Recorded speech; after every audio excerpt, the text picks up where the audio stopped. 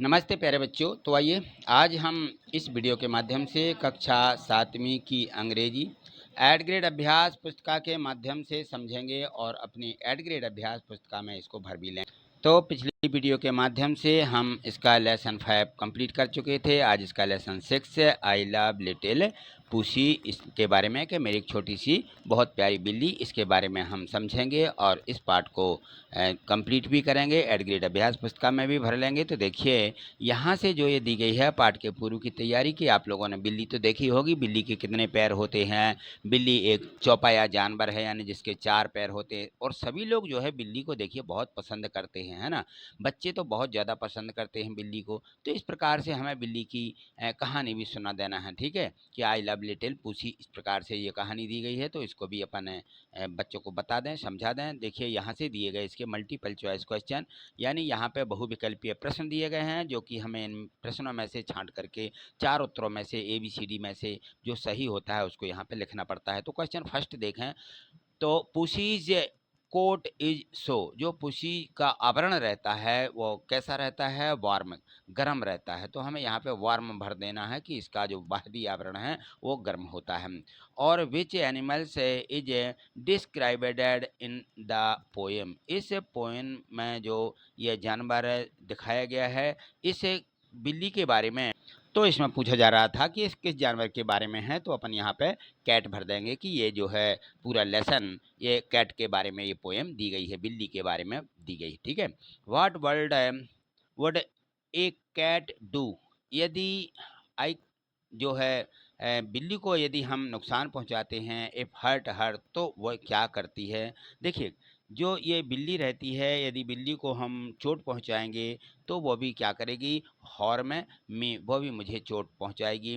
और write the opposite verb of come, come की विपरीत क्रिया क्या होती है, जाना। कम माने आना और इसकी विपरीत जाना, जाना यानी गो, गो यहाँ पे लिखा हुआ है GO, गो, सी वाले ऑप्शन इसमें भर देंगे। और यहाँ पे देखिए क्वेश्चन 5 जो दिया गया है कि right the similar meaning of gentle, gentle जो दयालु पुरुष होते हैं उसका सिमिलर शब्द हो जाएगा काइंड, काइंड माने भी दयालु होता है, ठीक है ना। तो यहाँ इसको हमें भरना है। चलिए अगले प्रश्न इसमें दिए गए हैं, आगे देखें तो इसमें दिया है। तो यहाँ देखिए यहाँ से दिए गए हैं फिल इन द ब्लैंक्स, यानी रिक्त स्थानों की पूर्ति कीजिए। क्वेश्चन 6 दिया गया है a good loaf is a sunshine in the house, यानी जो शुर रहता है ये गुड लाइफ है, बहुत अच्छी तरह से सनशाइन इन द हाउस, हमारे घर में चमकती हुई या खिलती हुई धूप आती है। एक cat always scares of me, यानी एक बिल्ली हमेशा मुझसे क्या करती है, स्केयर्स डरती है। The opposite word of cold is, जो कोल्ड है यानी कोल्ड यानी ठंडा का अपोजिट क्या होता है, हॉट यानी गर्म, ठीक है ना। इस प्रकार से the rhyming word for cat is, rhyming word लिखना है कैट का, राइमिंग माने तुकबंदी, तो कैट का हो जाएगा मैट, ठीक है। The sunshine of the word coat is, जो इसका शाइनोम यानी इसका भी समानार्थी शब्द है, समानार्थी शब्द कोट का समानार्थी जैकेट हो जाएगा, ठीक है ना। उसका समानार्थी माने उसको कोट ही बोला जाता है, जैकेट को भी। तो इस प्रकार से हम इसको यहाँ पे भर देंगे। चलिए यहाँ से देखिए very short answer type question दिए गए हैं 11 से। तो answer the following question in one word और सेंटेंस है, या तो एक शब्द में या एक वाक्य में उत्तर लिखना पड़ते हैं। ये क्वेश्चन 11 में देखिए, what does pussy have to protect hers if from cold, तो इसमें दिया गया है कि पुसी से ठंड से बचने के लिए उसके पास क्या होता है, तो उसका कोट होता है, हर कोट लिख देंगे, यानी उसका जो कोट है वो उसको ठंड से बचाता है, यानी बाहर उसका जो बाल रहते हैं, आवरण इस प्रकार से गर्म रहता है तो वो उसको ठंड से बचाता है। What does the child love pussy, बच्चे जो होते हैं बिल्ली को प्यार क्यों करते हैं, क्योंकि because she is so cut, बिल्ली जो रहती है क्योंकि वह बहुत प्यारी होती है, क्यूट रहती है, CUTE क्यूट, क्यूट माने बहुत ही सुंदर, प्यारी, है ना। और यहाँ पे देखें क्वेश्चन जो 13 दिया गया है, द 50 नाम ऑफ बर्ब्स पुसी एंड बिन। तो पुसी और बिन ये दो शब्द आए हुए हैं, इनकी हमें विपरीत लिखना है।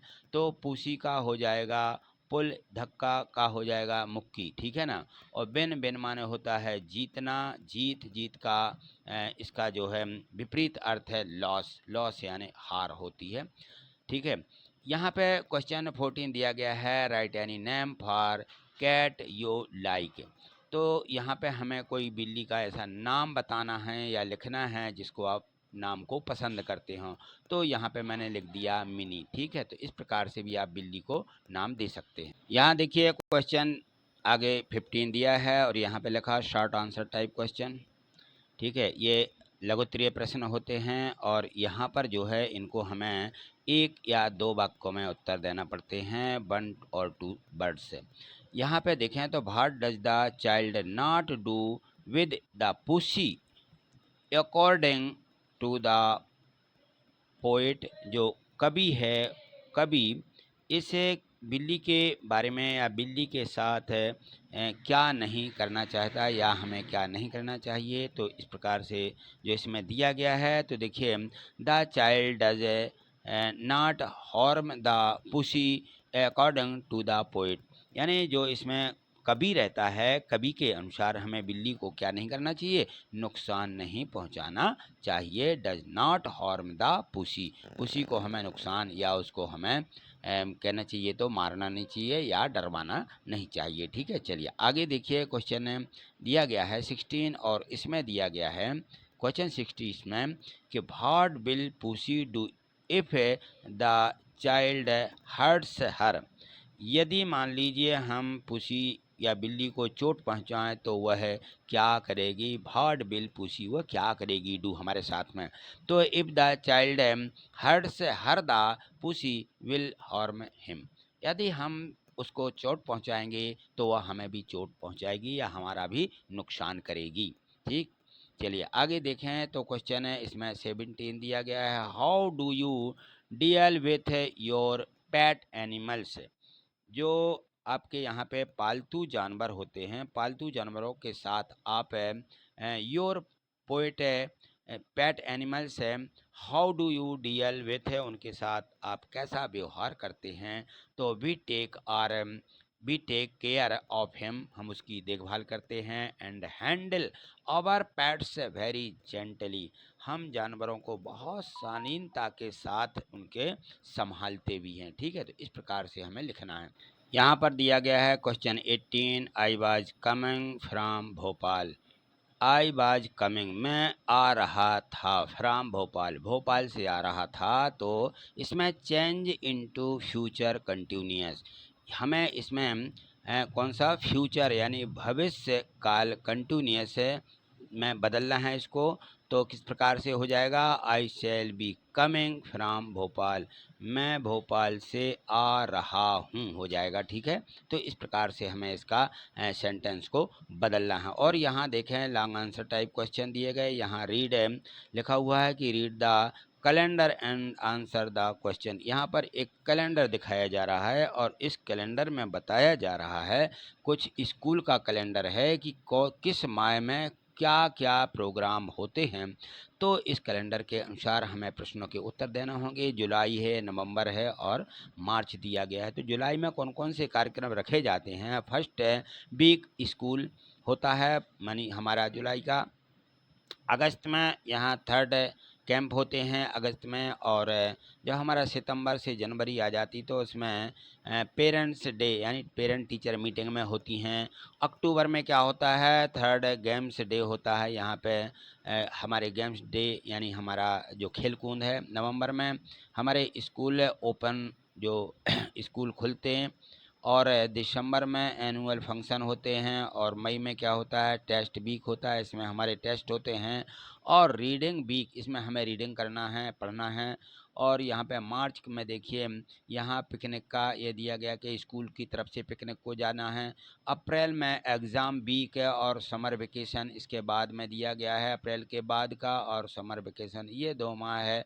हमारे मई जून जो रहते हैं ये हमारी छुट्टियों के महीने रहते हैं। तो इस प्रकार से इस कैलेंडर में दिखाया जा रहा है। तो आगे देखें तो यहाँ देखें ये दिए गए हमें इनके क्वेश्चन दिए गए हैं। In which month is the school open day, किस महीने में खुलता है? तो इन नवंबर मंथ, नवंबर में स्कूल खुलते हैं। और अगला प्रश्न इसमें क्वेश्चन दिया गया है कि how many exam are there in the calendar, इस कैलेंडर के अनुसार एग्ज़ाम के महीने कौन कौन से दिए गए? There are 2 exam in the calendar, calendar में 2 एग्ज़ाम के महीने दिए, 2 एग्ज़ाम दिए गए हैं महीने के।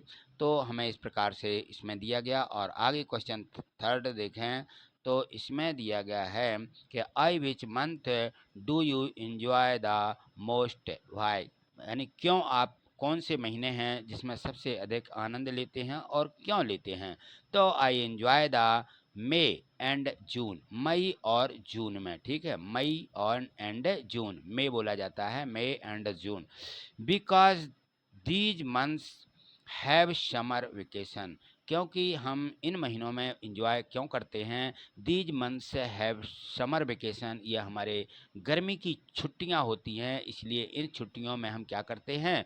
आनंद लेते हैं या आनंद से बिताते हैं ये दोनों महीने। चलिए अगला क्वेश्चन है, यहाँ देखिए क्वेश्चन 4 दिया गया है कि समर वेकेशन स्टार्ट्स फ्रॉम 1 मई, जो मई का महीना रहता है प्रारंभ में, ग्रीष्म अवकाश जो रहते हैं हमारे 1 मई से प्रारंभ होते हैं, ये दिया गया है। और इसमें लिखा कि चेंज इनटू इंट्रोगेटिव सेंटेंस, हमें इसका प्रश्नवाचक इंट्रोगेटिव यानी प्रश्नवाचक बनाना है। तो किस प्रकार से बनाएंगे? तो यहाँ से इस प्रकार से बना देंगे कि does the summer vacation start from the 1 मई, क्या यहाँ पर आ जाएगा, क्या 1 मई से गर्मी की जो अवकाश होते हैं वो क्या 1 मई से प्रारंभ होते हैं? इस प्रकार से, ठीक है। Give the synonym of the word any annual, तो जो यहाँ एनुअल शब्द आया है इसका साइनोम लिखना है समानार्थी, तो हो जाएगा ईयरली, एनुअल यानी वार्षिक, ईयरली माने भी वार्षिक ही होता है, ठीक है। यहाँ क्वेश्चन देखें 20 दिया गया है यानी 20वां, और यहाँ लिखा है राइट आर नोटिस, एक यहाँ पे नोट लिखना है। और नोट किस प्रकार से कि यू आर श्याम वर्मा, आप एक श्याम वर्मा नाम के लड़के, कक्षा 7वीं के लड़के हो।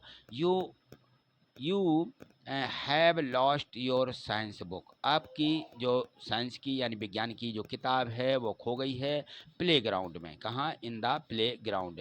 Draft A notice for the school notice board, जो स्कूल का नोटिस बोर्ड होता है उस बोर्ड पर इस प्रकार से एक नोट लिखना है कि मेरी पुस्तक खो गई है। और आगे देखिए किस प्रकार से हम लिख देंगे कि हमारी पुस्तक खो गई है, जिसको मिले तो दे दें, ठीक है। इस प्रकार से यहाँ देखिए नोट्स लिखना है, नोटिस बोर्ड पर notice lost science week date यहाँ पर डाल देना कि किस तारीख को।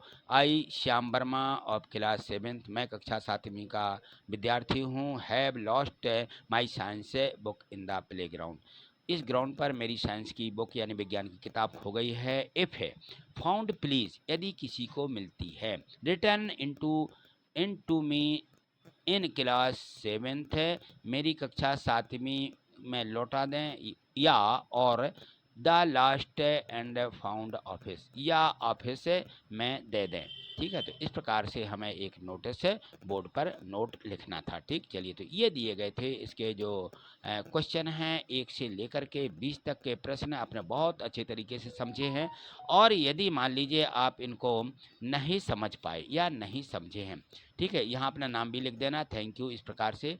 तो आप इस वीडियो को 1-2 बार प्ले करके समझिएगा तो निश्चित ही पूरे जो लेसन दिया गया है ये आपको अच्छे से समझ में आ जाएगा और आपसे बनने भी लगेगा, ठीक है। तो आपको यह वीडियो कैसी लगी? निश्चित ही पसंद आई होगी। तो सबसे पहले तो आप वीडियो को लाइक करिएगा, और चैनल पर नए हैं और आगे देखना चाहते हैं, समझना चाहते हैं इंग्लिश को, तो आप इस चैनल को सब्सक्राइब करके रखें जिससे कि आगे की सभी वीडियो आप तक पहुंच सके, ठीक है। आज इतना ही, थैंक यू, धन्यवाद।